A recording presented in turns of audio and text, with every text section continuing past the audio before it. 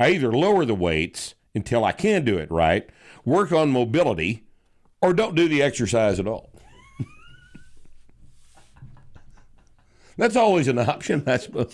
Just fuck it! From the Asgard Company Studios in beautiful Wichita Falls, Texas, from the finest mind in the modern fitness industry, the one true voice in the strength and conditioning profession, the most important podcast on the internet. Ladies and gentlemen, starting Strength Radio. Welcome back to Starting Strength Radio. Good Friday to you. Glad you've chosen to spend your Friday with us. And hopefully we'll make it worth your time today. Today we're going to do a Q&A. You occasionally send in useful questions. And we occasionally, recognizing the value of those questions, will actually use them as the basis for the show. Now, this is important because it keeps me from having to think of something clever to do, and it addresses some of the concerns that you may actually have. So we've been collecting these for about a month, and today we're going to deal with some of them. But first, comments from the haters. Maximus Cerelius says, hope no one paid money for this. This is in regards to, what's that in regards to? Santana's carbs thing, I guess. I don't hope no one paid money for this. Nutrition camp, maybe? Maybe, I don't know. Hell, it was something that, yeah, it was probably the nutrition camp video. Hope no one paid money for this. Well, Max, they did. As a matter of fact, some of them paid quite a bit of money for it. In fact, we charged for the camp by weight. If you're a fat guy like me, you paid a lot of money for it. If you're a skinny person, like no doubt you are, Maximus Cerelius, we paid you to come. But on net, yeah, people paid for it. Tyler Jenkins says, bitchy old men. One word, Oldman. Like Gary Oldman? Like Gary Oldman. This is in response to my putting your plates on the bar the wrong way or something. Right? Here, Neil Colligan says, Rip, you look like an alcoholic. Did you have half a liter of bourbon on your Cheerios? Well, gosh, Neil, if you have to have half a liter of bourbon to be an alcoholic, I'm not an alcoholic yet. Oh, shit. All right. This one is funny. This is from Fat Rip. Why does a man who insists on being called Rip, lame, am I right, happens not to be ripped? Mark, you are a fat and ugly.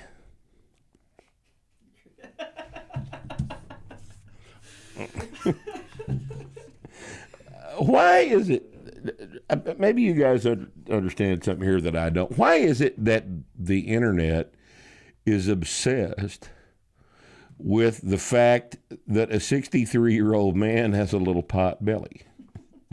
Do you understand why that would be? Because I really don't know. Oh, God. I could still see my TT, though. Goals. That's because I have a big TT, though. God. And to be honest. So, that concludes comments from the haters. Okay, now, we got a bunch of stuff to do today, a whole bunch of stuff. And what's interesting is this came in today. I'll go ahead and tell you people we're shooting this on a Tuesday afternoon. And this morning, I got a post on the board that's, this big long post on the board, and I looked at it and I read it through in disbelief, and I thought, instead of typing all of the shit it would take to respond to this amazingly weird ass post, I thought I'd just deal with it here and now. All right? Because it's just so strange that this was posted on our board. I don't understand why a lot of stuff gets on our board. To begin with, we've always made it clear that since the inception of this board back in 2007, that the board was primarily designed to clear things up that you guys wanted to discuss that weren't dealt with in the book. But, as the system has grown in popularity and more people are watching podcasts, more and more people are aware of it, of us at StartingStrength.com, we get posts that reflect the fact that you have not got the slightest idea what we're doing. Not the slightest idea of what we're doing. So this is a perfect example of that, okay? So RMIFAABSBB, which is obviously an acronym of some sort. Or unless it's, I don't know, maybe it's some kind of code. This is the guy's username. Hello, Rip. It's been 2 months. I feel great. I'm stronger. I look better. This is working.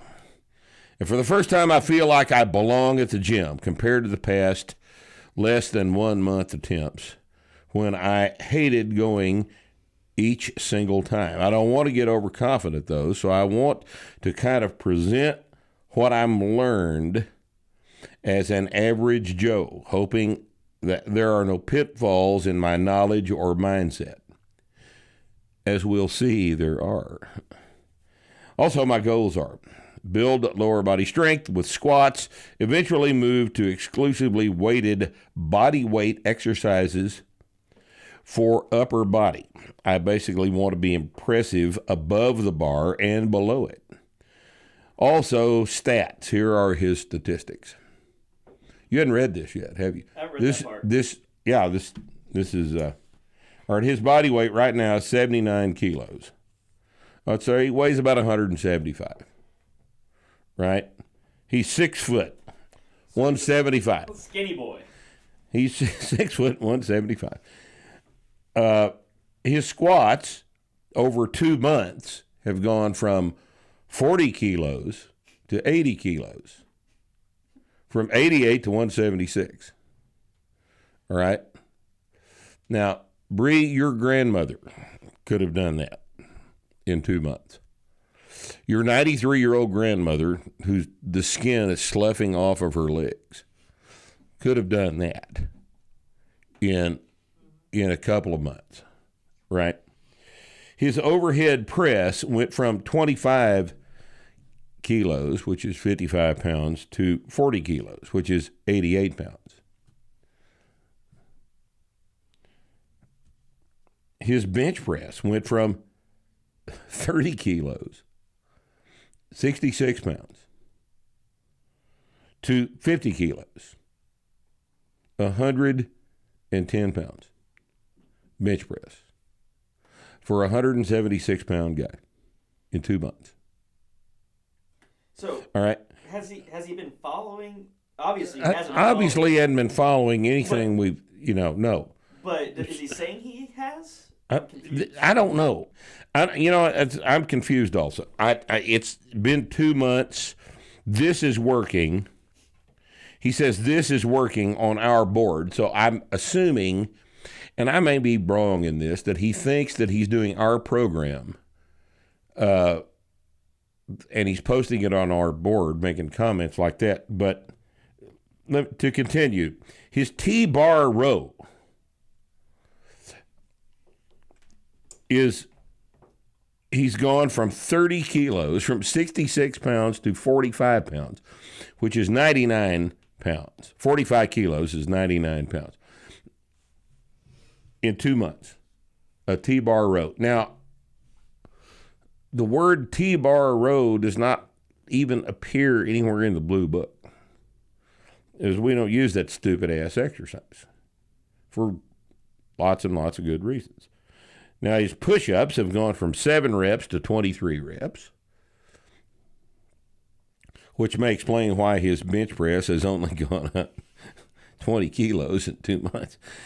His dips have gone from no dips to 3 reps. And his chin-ups have gone from 4 reps to 12 reps. So he's not doing the program. But he's thoughtfully given us 20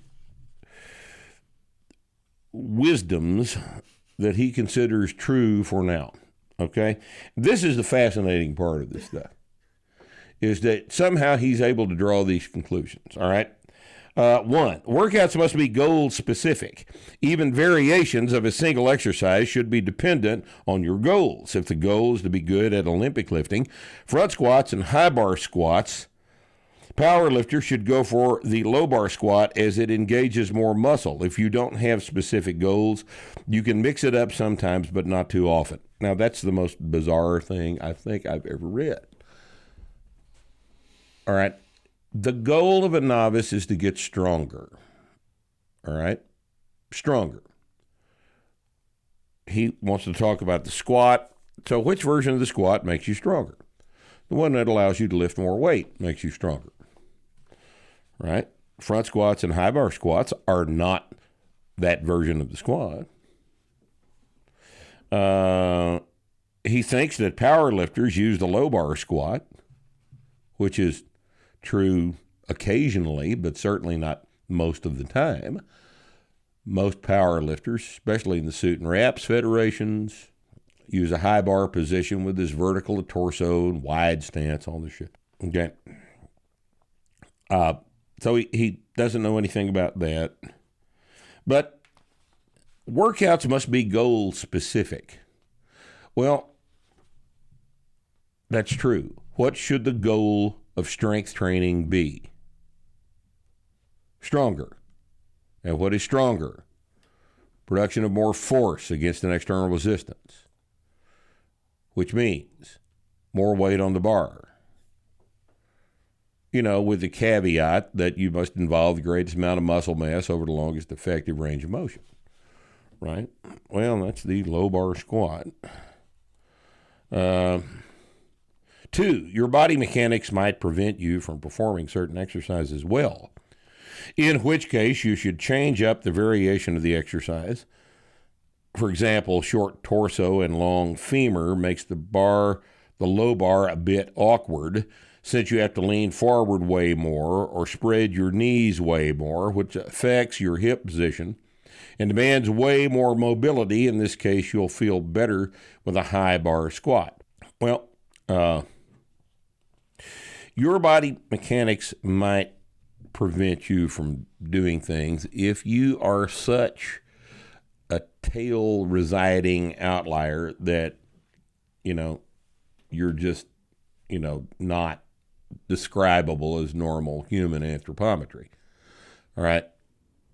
We do seminars every month, and we've got 25, 30 people in the seminar every month, and we never have to put the bar high on anybody unless they're an old person with extremely beat up shoulders.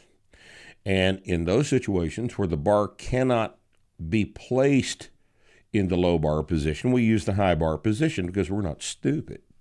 All right. But this amazing piece of truth here is just, once again, bullshit. Okay. Compound movements are king.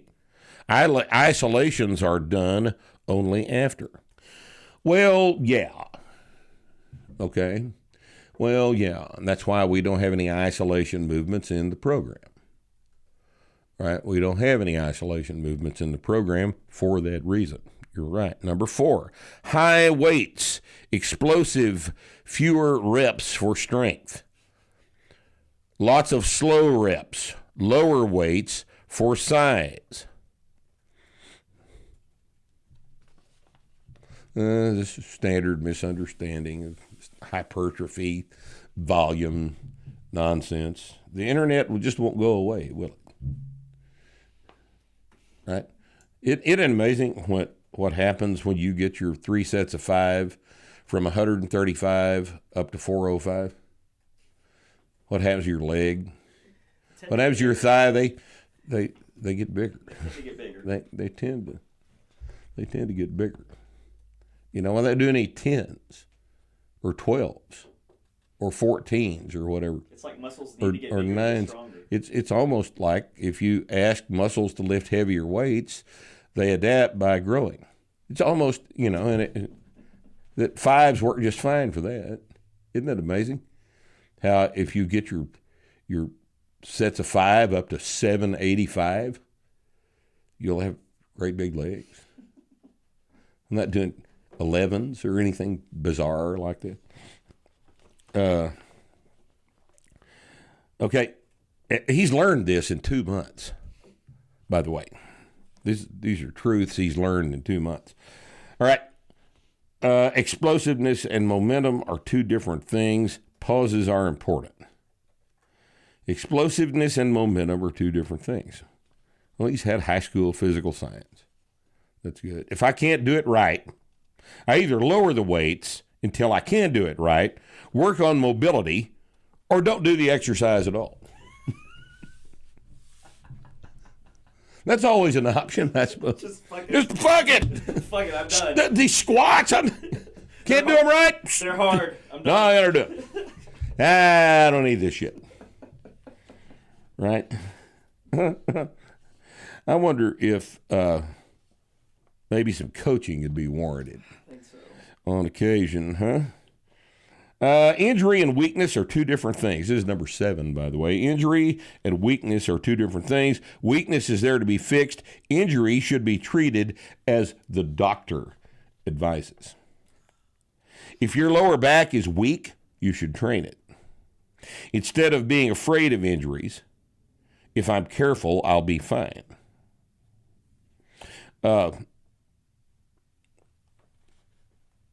I wonder if he's considered the possibility that weak structures tend to get injured more than strong structures do. All right, 8. He'll learn that one next month. Yeah, that's next month. That's his 3rd month of training. All right, 8. Don't do 50 exercises. Just do 5 to 10 of them intensely. 10? Yeah, is he talking like in one workout? I don't- You do 10? I don't know. Remember, this is a guy that's doing T-bar rows and push-ups and dips and chin-ups and all this other shit. And, you know, It might be in one workout. might be. Whey protein is convenient, not a replacement for food. You don't need 40 protein shakes every day. I just use whey protein when I feel that my protein intake was low for that day, or I can't be bothered to cook. All right. I'll give him that one. I'll give him that one. Give him that one. Yep. Active recovery is underrated. Does magic to progress. No, sir. Active recovery is a waste of time. If you want to get recovered, rest. Active recovery is conventional wisdom, ex-phys bullshit. If you need to recover, actively recovering does not make you recover faster than not doing anything. Rest. Take a nap. Take a nap. Have a beer. Watch a good movie. Like James Bond's, the first one with Daniel Craig. Just got through watching that again. Casino Royale. Yeah. God, that's a good movie. It is. It's fantastic. That's a fabulous movie. Just watch that instead of actively recovering. All right? The best workout method is consistency. Well, I don't know if that's a workout method. I would certainly agree that consistency, not missing workouts, is a real good idea. But see, now we're going to, light day. What are you going to do about light day? You know, that's active recovery, right? This guy's been training 2 months and he needs active recovery. All right. Most supplements are unnecessary. I'll give you that. I'll give him that. All right. A good workout is the one where you accomplish your goals for the day. That's obviously logical. 2 months. I would like to know if you've actually applied that to your training, because here you are at 6 foot and 175 pounds. You've put 40 kilos on your squat in 2 months. You've put 30 kilos, 20 kilos on your bench press in 2 months. And I don't see this being applied diligently here. Does he say how old he is? The goals. No, now. That's kind of important. It is important. Now, this guy could be 64. Okay? I hadn't considered that possibility. Maybe he's 64. But here's the thing. Guys that are doing this shit that are 64 are always happy to tell you they're 64. Mm-hmm. Right? It's the first thing they tell you. Yeah. Like, man, I'm 64. Right? So let's catch. It's like a CrossFitter. Yeah. What's the first thing they're going to tell you? CrossFit. Well, CrossFit. So let's say if he is 64, cool. But he's probably not. Probably not. No, because he says his girl weighs 55. Yeah. And from the context of this, I'm assuming that he means his girlfriend, and 64-year-olds don't tend to have 55 kilo, 110 pound, 121 pound girlfriends. And right. One of the last things he says also will indicate that he's younger. Right. A good workout. All right, now see, this is fascinating. Number 14 is a good workout is the one where you accomplish your goals for the day. But number 15 says, in contrast, I slumped for 3 weeks straight and then progressed drastically, unexpectedly.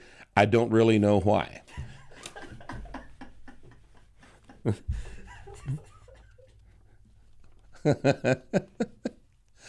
Well, that's interesting, isn't it? All right. 16, it doesn't actually take all that long to look good. Not a model, but even 2 months can be enough to look healthy and athletic. At least for me, it was. Well, you know, it doesn't say what has happened to his body weight. But at 6 foot and 175... He's got abs. He's going to have some abs. There's no doubt about that. He's going to have some abs. And that's what most people mean when they say healthy and athletic, isn't it? I think popular culture and the visual media that we all consume has taught every single human being on the planet. And this started back in the 70s with the muscle magazines, that everybody that's healthy has visible abs. And if you don't have visible abs, you're not healthy, which is just doo-doo. That's just where did that come from? But it won't go away. It has adversely impacted a lot of decision-making with respect to training, hasn't it? But it's not going away anytime soon. No, Instagram is definitely pushing that too. Every man should be able to overhead press his significant other. Difficulty may vary. I'm working on it. Young man. You're right. Yeah, that's the one. Here's number 18. This is really good. The bench press is a glorified isolation exercise. He's benching 50 kilos. He's benching 110 pounds. And he thinks the bench press is a glorified isolation exercise. Maybe that's why he's benching. I think maybe it is. 19, always take a dump before squatting, or so I'm told. If it's available. If it's available, take it. If not, don't worry about it. And number 20, Soviet-style stretches my grandpa did are apparently the best way to do it. Nothing static. His grandfather is Russian, I guess. Soviet-style stretches, my grandpa did. The best way. Well, I think you'll agree it's more fun to do it like that than just be typing for 25, 30 minutes. I don't type well. Now, on to the rest of them.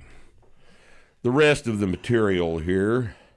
We need to have that guy on the fucking show. Well, we could get him on the show. Let's get him on the show. We could Skype him in for a few minutes.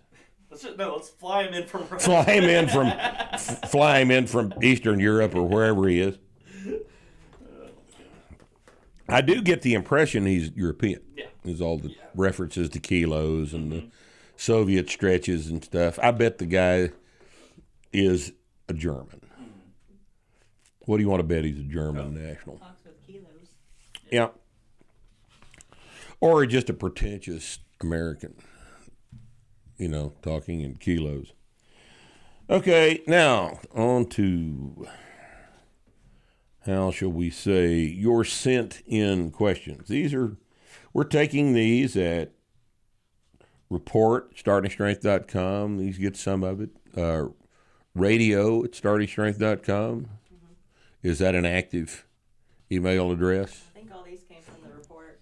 There's a link. There's one that said radio. There's one at customer service. All of these will find their way. Here's a radio@startingstrength.com. So all these find their way into the pile, unless they're just abject stupidity, and we'll look at them. If they're abject stupidity, they never make it off of the computer. They get deleted if they're abject stupidity. But, these are pretty good questions. Okay, here's an interesting thing. Okay, liked most of your show, was particularly interested in stupid shit doctors say, but was hoping I could hear something that applies to me specifically. I'm 65. Say they always tell you, right? Pretty damn good shape other than arthritis, stenosis, bulging discs that have finally stopped me. Tomorrow morning at 6 o'clock, I'm having 4 procedures rolled into one at L2, L3. Okay, this guy's having a laminectomy, a discectomy, a foraminoptomy on left side and right side. All subroot nerves impinged. I've already been given the 10-pound rule for what will seem like decades. Do you have any students that have had to make a comeback from these procedures? All right. Now, this is, Dane is sent this in, and he sent this in on 4 November. So this has been about a month. He's a month post-op now. And this is a pretty damned invasive deal here. I'd be real interested to know what is going on with him, because my God, they have just remodeled his low back, and this is potentially a lot of trouble. And just to review, back surgery is interesting. About 1/3 of the time, back surgery works. About 1/3 of the time, back surgery produces no benefit at all. And about 1/3 of the time, back surgery makes things worse. Now, I'd like to know which third of the pie he ended up in here. I really would.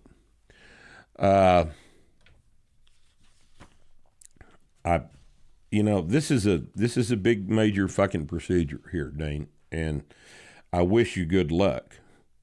Your functional ability will be largely affected by how much of the musculature of your lumbar area they had to disrupt getting all of this stuff done. If they chopped up a bunch of erector and just mangled all of that shit up, getting to the structures they needed to repair, It's just going to be a long road to hoe here.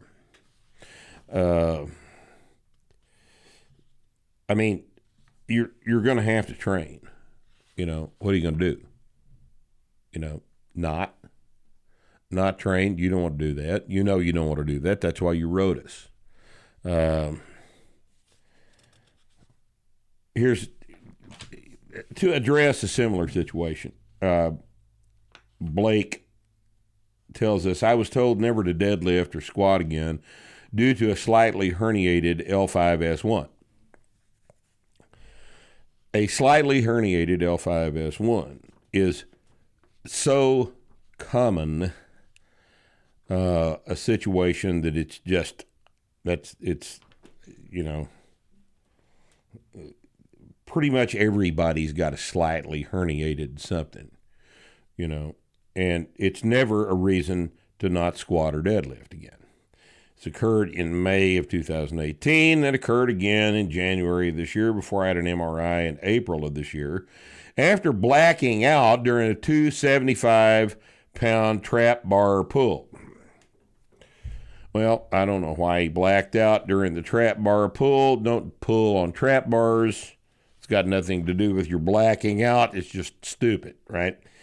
MRI showed a degeneration of the disc, but it wasn't severe. Once again, everybody north of the age of about 35 will show upon MRI of the low back, everyone will show some degree or another of disc degeneration. Now, if your neurosurgeon or orthopedic surgeon is in need of some golf clubs, then they will find something to fix that may or may not be associated with the pain or the lack of pain you were experiencing at the time. Okay? As a general rule, human backs degenerate. This is normal. It is normal for the human back to degenerate. There are no 60-year-old backs that will MRI and look like 30-year-old backs. There aren't any. It is normal for human backs to degenerate. That does not mean they need to not be trained. It does not, just because your back is getting old doesn't mean it's okay to let it get weak. Why don't you think about it like that? Okay? And here he goes on to say, I weigh 180 pounds. I was deadlifting 505 and squatting a max of 385. Injured my back initially doing a set of 5 at 275. It was a light day and didn't have a belt. I believe I injured my back due to me not properly engaging my core. All right? I honestly didn't know about engaging my core until long after injuring it the second time. Okay, so during our instructions, our five-part instructions for the deadlift, step number 1 is to take the stance, which places the middle of the foot directly under the bar. Step number 2 is to take the grip. And you take the grip without bending your knees. You don't squat down to take the grip. You take the grip with your hips up high. Step number 3 is bring the knees forward until the shins touch the bar. Now that will make the shins travel about an inch, so we're not lowering the hips very much. Step number 4 is to squeeze the chest up. Okay? Squeeze the chest up. Step number 5 is to take a big breath, hold it, and drag the bar up the shins. Now, where do you suspect the core gets, what did he call it? Here. Engaged. Well, when you take a great big breath and prepare to pull 500 pounds off the floor, your core is engaged. Think about this real hard, Blake. When you pulled 500 off of the floor, were any of your muscles relaxed? I don't think so. I don't think they were. I don't think you could relax any of those muscles if you wanted to. All right? Everything's engaged. All right? The C word muscles are engaged just like everything else is. And it's just a matter of relying on the millions of years of evolution that have taught your DNA how to operate your body. All right? Take a big breath, pull. The core is engaged. All right? And you're interested to know if it says the doctor refuses to say it would ever be okay for me to squat and deadlift. You will not go above 225 on squat or deadlift right now because of the fear of hurting it again. All right. Many months research, conflicting information. I just wanted an answer to this issue. And look, Blake, I understand, man. I really do. I know what you're being told. All right. But in the final analysis, your back belongs to you, not your doctor. All right? You go into the gym and you work up to 225. You know, as soon as you can, you get back up to 225. Are you honestly telling me that you are not ever going to do 230? And that after that, you won't come in the following week and do 235? Really? A man with a 500-pound deadlift is not going to try 240 and then 245 and do 250 and then 255, 260, et cetera, so on and so forth until you're back, you know, pretty strong. I don't know if you want to necessarily go to a meet. You may not be in the mood for that. Although I'll promise you that lots of people at the meet you and enter are in exactly the same boat you are.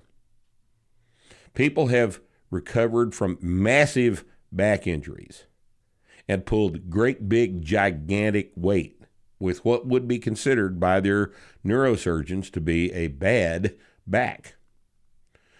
Everything adapts to the stress imposed on it if it's allowed to recover properly. The basis of training, stress, recovery, adaptation is also the basis of rehab, or at least it should be. It's not in outpatient physical therapy, but it should be. That's what's wrong with outpatient physical therapy. They haven't thought about it very clearly. All right, but I'm asking you to think about it, okay? All right, perhaps you've covered this before. Jacqueline asks, maybe you could address barbell classes such as body pump that have become so popular in the last 20 years and why this is not strength training. I watched a 5-minute squat track and counted the number of reps at 124 reps in 5 minutes. Okay, now, so many people I talk to, including certified fitness professionals, just don't get the difference between exercise and training, or why training progressively to build strength is as important as we age. Jacqueline, I don't either. It seems perfectly obvious to me that anything you can do for 124 reps is not really the type of load that would cause a strength adaptation to take place. If it's light enough to do 124 reps with, honey, it's not light, it's not heavy enough to make you any stronger. This is the same thing as doing 100 air squats. 100 air squats makes you sore, and that's all. That's all it does. You don't get stronger doing air squats. You get stronger doing sets of 5 with 5 more pounds than you lifted last time. That's how you get stronger. Nothing else is going to make you stronger. 124 reps of anything is not going to make you stronger any more than running 5 miles is going to make you stronger. All right? Now, that seems perfectly obvious to us. And I've written a whole lot of stuff about this. It's on the website, many articles that deal with training versus exercise. And no, I'm with you. I don't understand. There are lots and lots of exercise professionals that don't know anything about what it is they're supposed to be doing. Okay. If you want to do calisthenics and you want to call yourself an exercise professional, then you go right ahead and do it. And if the market wants calisthenics, then they'll pay you for it. You know, everybody gets to decide for themselves what they want to do. I am of the opinion that everybody should be responsible for at least learning a few things about what you're about to spend money on before you spend the money on it. Because if you do, then you're making a better investment than if you just throw the thing at a spin class or a body pump class or whatever they call it. Okay? This comes up a lot. Okay? Fred's asking, he's 60 years of age, and his physician highly recommended testosterone treatment. Do you feel TRT, testosterone replacement therapy, is a safe thing to do at my age? I hear and see all the things on TV that say it's dangerous to do. Just looking for some outside advice on making a decision on what to do. Your input would be helpful. My input is go get on some testosterone. You're 60. It's low. Now, let's discuss this because this is terribly important. When you go get your testosterone level checked, blood tests that are done at the lab will test for a chemical. In this case, testosterone. The testosterone level measured in the blood will be referenced against a range of what the test considers normal. In other words, in testosterone, it just depends on the reference range that this particular lab uses. But the reference range might be 200 nanograms per deciliter up to 795 nanograms per deciliter. Okay, that's the reference range. Now, you're supposed to be somewhere in that range, all right? Guess what happens if you're at the low end of that range? Different things than if you're at the high end of that range. Now, what determines your position in the range? Well, individual shit determines where you are in that range. If your testosterone is normally lower, as it might be when you're 60 years old, you show up in the low end of the range. That would be considered normal because you're older, and older men have lower levels of testosterone than younger men who might show up at the top end of that range. Here's a better question. How did they determine that reference range? Well, I think if you could get somebody to answer that question for you, what they would say is, well, we looked at 10,000 people, and the median value or the average value for those 10,000 people was somewhere in the vicinity of 475 nanograms per deciliter. And then we just arbitrarily went 3 standard deviations up, 3 standard deviations down, and established that as the reference range. What does that have to do with where you want your testosterone? Okay? You want your testosterone at the age of 60 as high as you can get it. All right? And all this shit about it being dangerous, that's, sure you can find that, but you can find just as many places on the internet that say it's not dangerous, and it's not. Hell, for years the rumor was that testosterone caused prostate cancer. Now, how much sense does that make? I mean, really? Who gets prostate cancer? Most of the time, a very small percentage of people. that have prostate cancer that ends up with a very horrible, very invasive, fast-moving prostate cancer. But that's less than 5% of the patients. I think Dan Fogelberg had that, right? And it's a terrible tragedy when that occurs, but vast majority of prostate cancers occur in old men. And the vast majority of the time you die with prostate cancer, not from prostate cancer. And what are the testosterone levels of old men? Well, they're low. Okay? So did testosterone cause the prostate cancer or not? I don't think you can say that.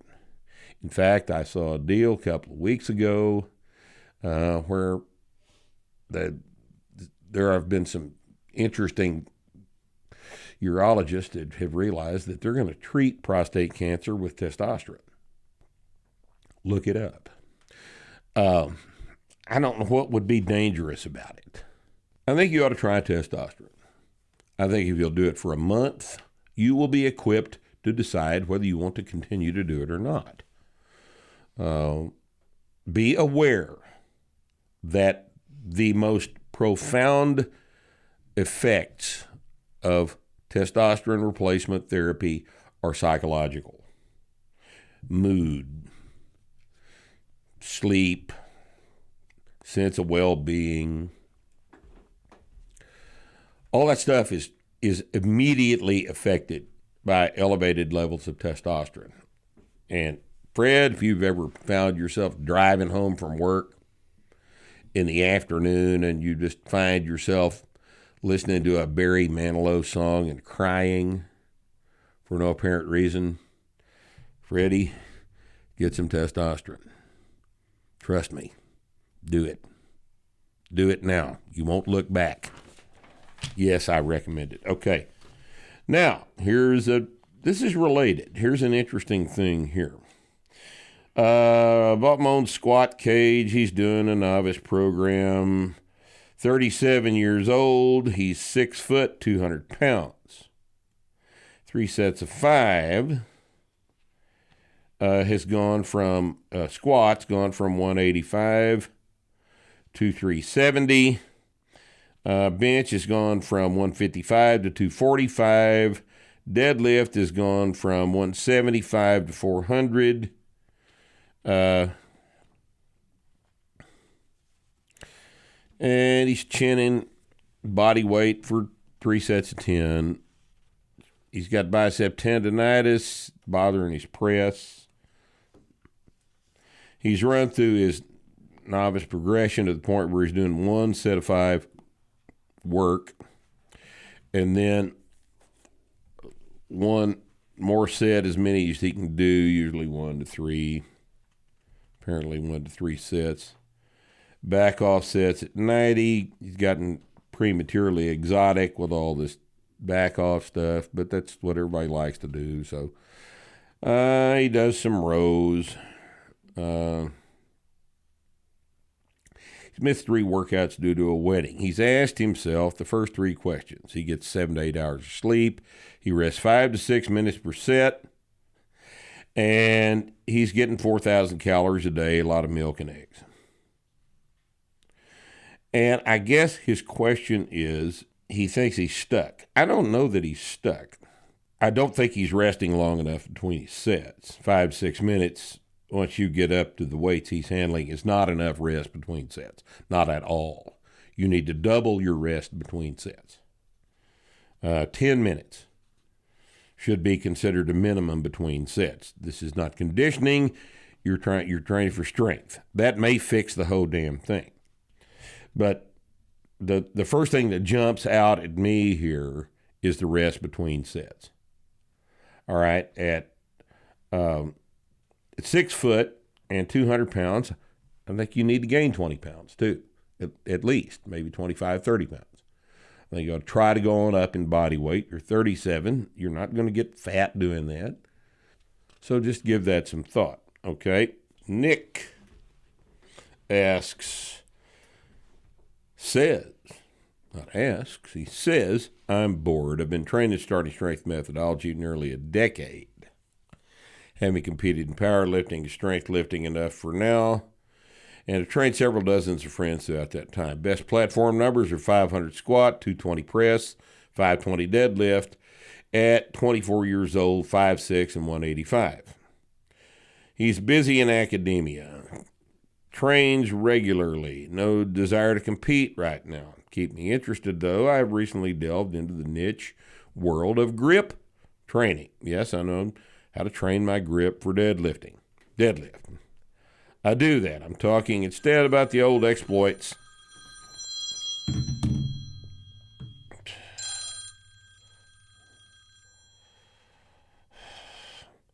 Joe Rogan. He keeps interrupting. No, Joe, no. Quit calling me. All right. Let's see. In fact, let me just turn that ringer off there because he'll call back. He always does. All right. He's talking about captains of crush, grippers, farmers, holds, bending nails, hub, pulls, this kind of stuff. All right. Yeah, we used to have a grip page on the forum. Grip is a very difficult thing to train specifically. All right. Now let's look at why that might be. Okay. What are the things that determine grip strength? Grip strength is a form of arm training. All right. Forearms, hand muscles. These are all, of course, anchored from the upper back and stuff. And typically, bigger men have stronger grips than smaller men. So there is a total body component to it, but hanging on to an odd-shaped object or closing a gripper, these are all predicated on a few little muscles down at the distal end of your arms. They're limited by that. Now, some people have just got brutally strong grips. There are guys that can close that Captain's of Crush number 4 gripper. I have never been able to get close to that. Okay. Now, I can still hang on to, at my advanced age, I can hang on to 405 for a single rack pull without any straps.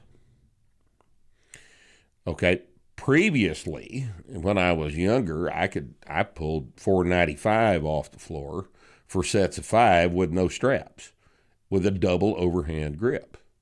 So I had a decent grip, but nothing certainly like the Gillingham boys that have specialized in this stuff. There are people with freaky strong grips, but I kind of think that some of that's genetic, and I kind of think that the fewer the muscles are involved in an exercise, the harder that's going to be to train. This is kind of the difference between assistance work and primary structural exercise. For example, you can train your deadlift for decades. Maybe an exaggeration. 15 years. You can make your deadlift stronger for years and years and years if you train it. You can take your deadlift up to 800 pounds. If you approach it correctly, you're a big enough guy. Deadlift can continue to get strong over a powerlifting career that might span 15 or 20 years. All right. In contrast, how long can you improve your back extension, your weighted back extension? About 6 weeks, maybe 8 weeks. But you can't take your weighted back extension from an empty 45-pound bar to 405 because things will break long before you get to 405 because there are fewer muscles involved in that, and there are limitations in the structures that allow that strength to continue to progress. I think the heaviest I ever got a weighted back extension, I think I did 185 for 8 one time, and could tell that 195 was going to disarticulate my knees. All right, there are limitations on your ability to train a movement for a long period of time. And those limitations involve how many joints and how much muscle mass is involved in the movement. If your whole body is involved in it, you can train it. If it is a barbell curl, you can't. Okay, I hesitate to recommend. I've heard people do this, use sets of 5, weighted sets of 5 on chins. My shoulders won't tolerate that. I've tried it, and I can't get that kind of training effect out of an exercise like chin-ups. Deadlifts, squats, presses, bench presses. The Olympic lifts can be trained because they're large structural exercises that involve the whole body. They're trained in a different way than deadlifts and squats are, but nonetheless, they can make progress for years and years. Grip training, I don't think, really responds that way. Now, I'd like to hear from you about that. If you think that you have increased your grip strength for years and years and years, I'd like to know how much of that increase you feel has been a result of specific grip training, and how much of that increase has been the result of you just growing because you got your deadlift, your squat, and your big structural exercises up. It'd be interesting to talk to you about that.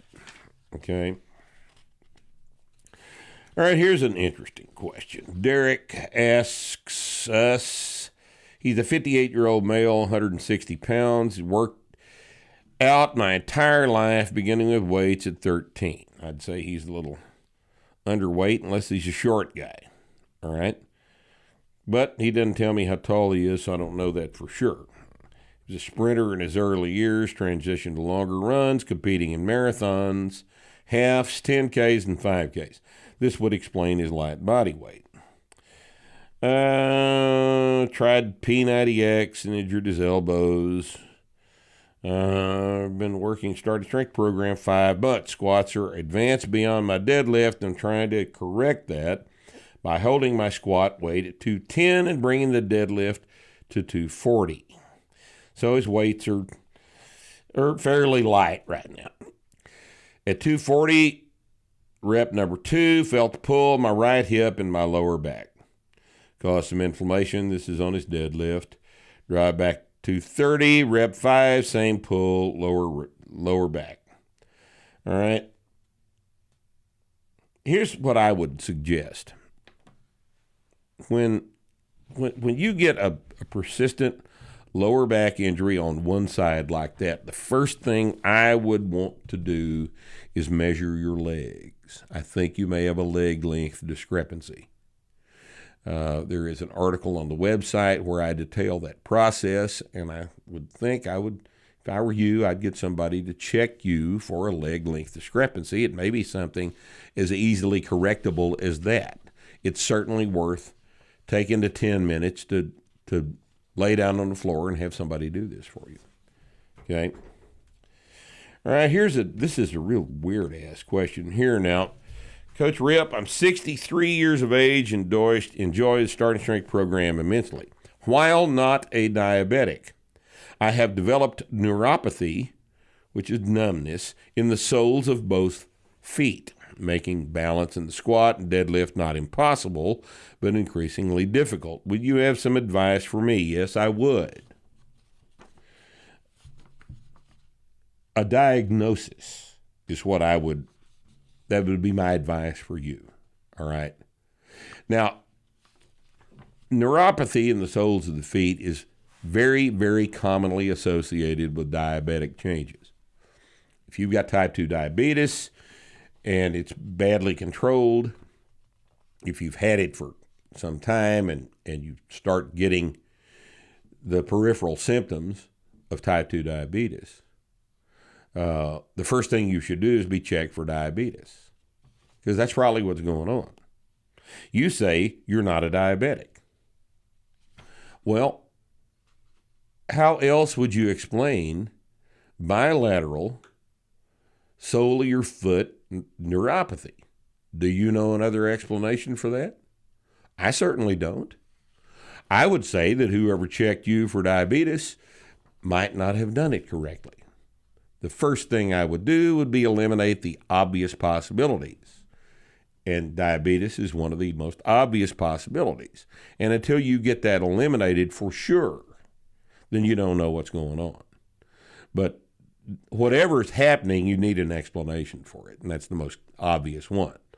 And if that's the most obvious one, I would assume that the people that told you you didn't have diabetes need to be second opinioned, okay? Let's see here. I don't want to deal with that one right now. What's your opinion on indoor rowing machines like Concept 2? Can these be useful for increasing strength? Or just another expensive cardio gizmo? Well, Christopher, we kind of talked about this earlier. What is strength? Strength is the production of force against an external resistance. Unless you're rowing for a set of 10 or 5 with the heaviest resistance that you can row, which is not what you do on a Concept 2, then you're not developing strength. A Concept 2 rower is an aerobic exercise machine. It's a very good one, but it's not a strength device at all. It's not strength training. Running is not strength training. Rowing is not strength training. Riding a bicycle is not strength training. Walking on a treadmill or an elliptical is not strength training. It's for heart rate. So no, you can't. This is a fundamental misunderstanding, and the only reason I threw this in here is because I think there are a lot of people that are just coming into this material that haven't really thought about it like this. Anything you can do for 5 minutes, like swing a kettlebell, is not a maximum force production event, and therefore cannot train your ability to maximally produce force, which is what strength training is. All right? This is going to upset all the kettlebell people, but what you guys are doing, if anything you do against a clock is not strength training, it's conditioning. It's not the same thing. It's not the same thing. If you PR something for time, it's not a strength training event. Now, at first, it might make you stronger, but riding a bicycle at first makes you stronger. For a rank novice who's never got up out of the chair and put his video game thing down, anything is strength training. But that lasts about a week, right? And a Concept 2 rower is not strength training, and neither is kettlebells. So just think about what we're doing here. What is strength? And that answers lots and lots of these types of questions. David says, I have a condition called Benign Paroxysmal Positional Vertigo, Bppv. Even with treatment, I have occasional episodes of vertigo when lying flat. Well, it must be hell to sleep. I bet you've had a lot of trouble with that, haven't you? The condition occurs randomly on the bench press and even the inclined bench. I have no problems with the other lift. The other lifts, what if anything, might be a good replacement for the bench press? I'm 60 years old. I did the LP and doing beginner intermediate programming with numbers that indicate that you probably had a little bit left. Well, maybe not. You're 60. Stop the bench at 200. David, in a situation like this, I don't know that you need to bench. I don't, especially if you are not training with a spotter. If you're not training with a spotter and you get vertigo in the middle of a rep, I don't think you want to be in a situation where you even drop this thing on the pins. You can hurt your shoulder dropping the barbell on the pins. If you get twisted around and one side goes lower than the other, you can hurt your shoulder dropping it on the pins. I don't think under these circumstances that you have any particular need to bench press. If the press, the squat, and the deadlift are all working fine for you, just take the bench press, certainly the incline bench, just take that out of the program. Because, I mean, you're going to fuck around and hurt something, you don't want to do that. And you'll get what you need as a 60-year-old guy out of a program that omits the bench press. It's not perfect, but in a situation like yours, that's what you probably need to do. All right, let's see who said this. No name. No, here he is, Mike from Tuckerton, New Jersey. Says he had a bilateral knee replacement 3 years ago. Bilateral knee replacement. When people describe it like that, they typically mean they did both knees under the same anesthesia, which is good if you can get them to do that. Get it over with. If you need both knees done, just have them put you to sleep once, right? He's recently started the program, and he's happy with the progress after 3 years without any notable gains. I've not had any issues with knee pain. No, typically you won't either. He's curious if he should modify the program due to the knee replacements. Any thoughts are welcome. Our buddy Phil Anderson has had a bilateral knee replacement. His is about, he had that done at least 10 years ago. And Phil's stupid. Okay, Phil's dumb. He's deadlifted 600 on those knees for no discernible reason. He squatted way up in the fours on those knees. The only caveat, he doesn't really go but about a half inch above parallel. That's how deep as he'll go. I don't know I've seen a lot of people with replaced knees that could get below parallel without any trouble. My client, Nick, he's got both knees replaced, and he can squat just fine. He squats below parallel. Yeah. Both. Yeah. Yep, this happens all the time. It's a rather, anymore it's common surgery. Anymore it's, if you are an orthopedic surgeon, you've done a bunch of knees this year. It's good surgery. It's way better than being crippled. Even if you're 37 and your knees are destroyed, don't let the guy talk you into waiting till you're 52 to have your knees replaced. Why wait 15 years to train? You know what you're giving up by not being strong? By not being able to squat and get stronger? I never have understood that reasoning. But so no, knee replacement surgery is good. It's one of the more wonderful developments of the 20th century. And it's made a lot of people's lives a whole lot better. That and hip replacements have made people's lives better. Avail yourself of that, and don't be afraid to train on these things. I've had way too many personal experiences with training clients with knee replacements. They're just fine. They're just fine. Go ahead and get it.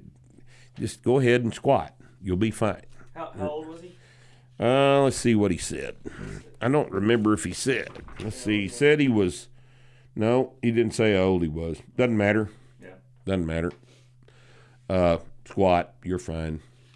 You know, if for some reason you don't have full range of motion, and that's some people don't. Wilson had both his knees done. Yeah. He hadn't got really full range of motion, but he's gotten down to within a half inch of parallel. Yeah.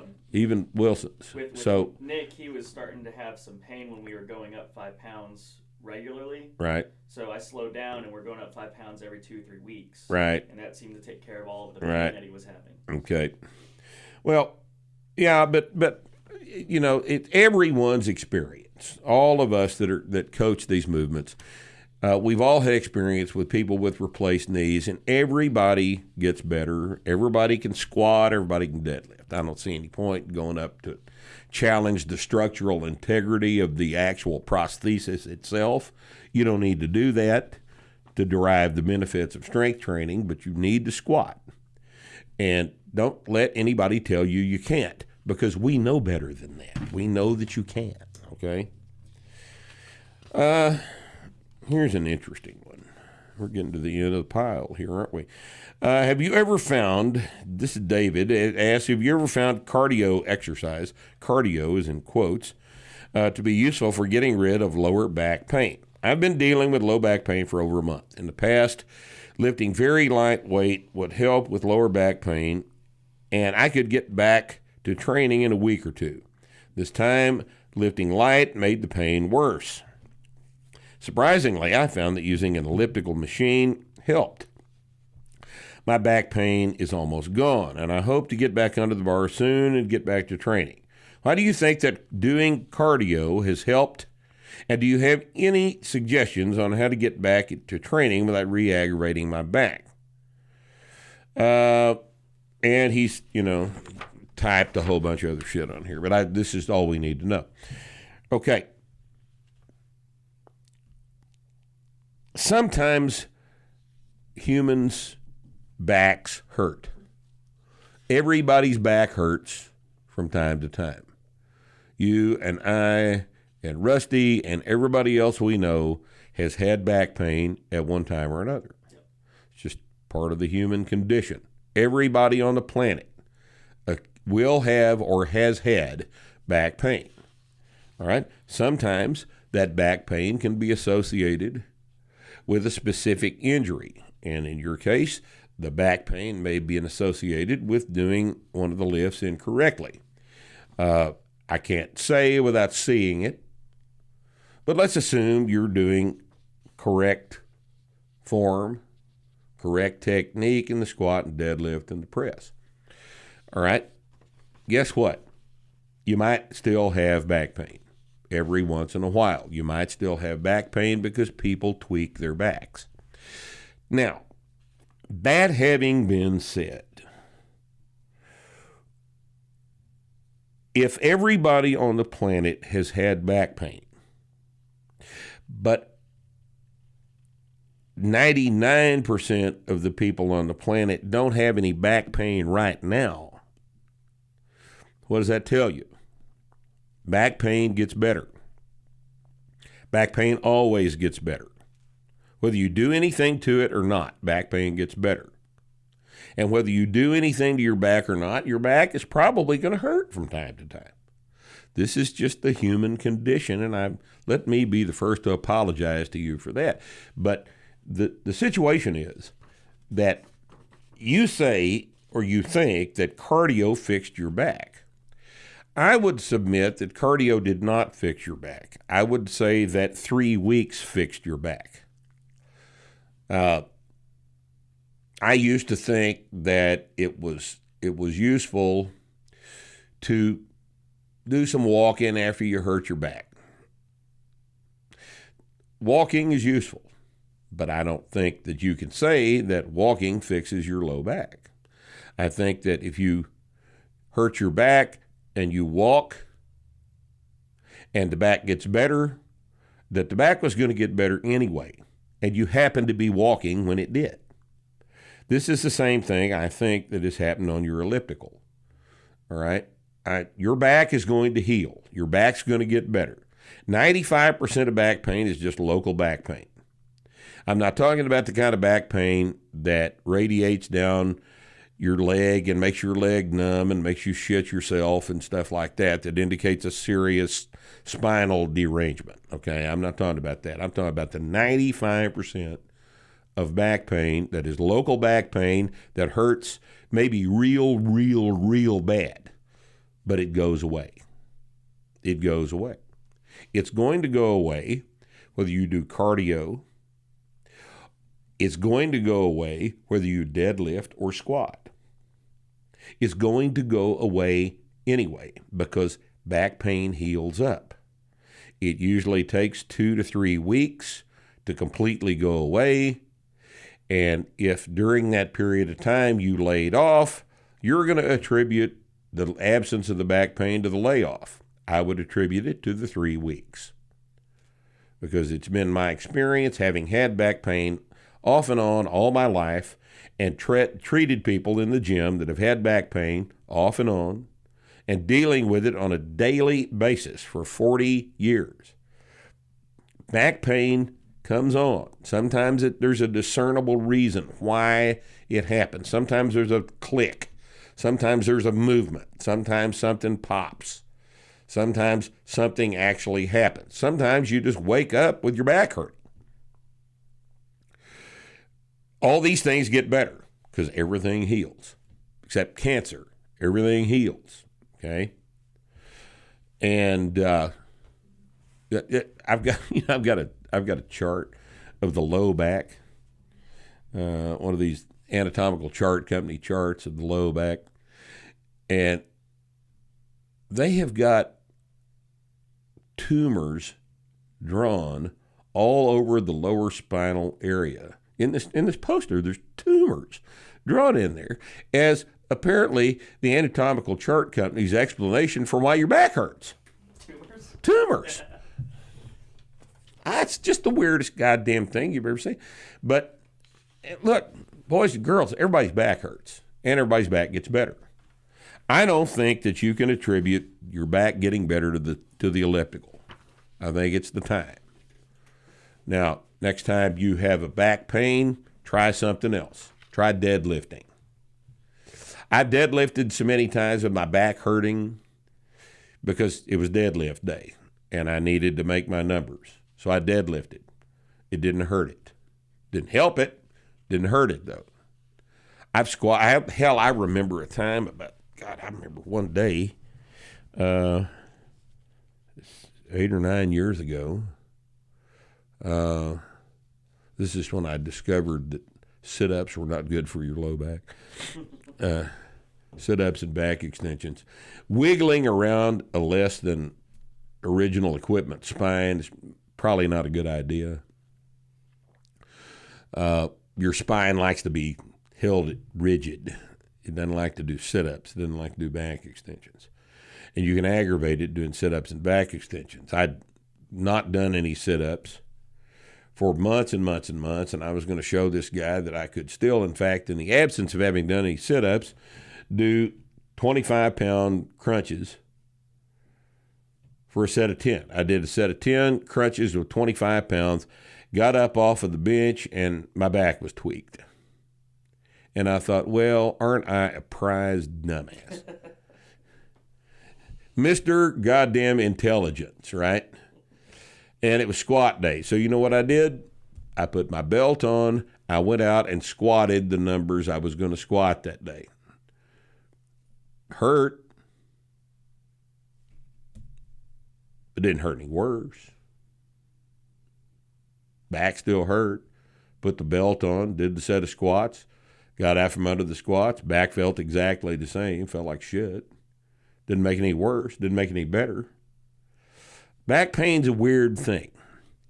It's perhaps the only pain that everyone in the world will have at some point in their lives. It's a common human experience, and I think we should just use it as a bonding mechanism. Everybody here and in communist China and in Siberia and in Tierra del Fuego and the Mongolian desert and sub-Saharan Africa and Tasmania, everybody on Earth has had back pain.